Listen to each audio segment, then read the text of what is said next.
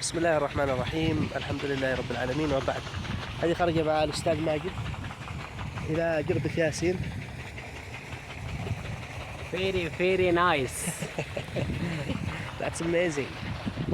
هذه برضو الماء إن شاء الله يصقون ما شاء الله. هذه الجربة ما شاء الله تبارك الرحمن.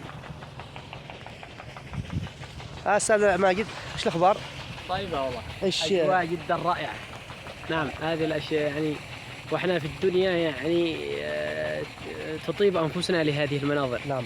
فكيف بالجنة؟ أي والله، الله أكبر. والله نعم. مثل هذا الوقت ننزل إلى الجربة من أجل نغير جو، نترك دوامات، نغير روتين. برضو خرير الماء يعني يعيد كذا يعني الروح نشاطها حيويتها ما شاء الله.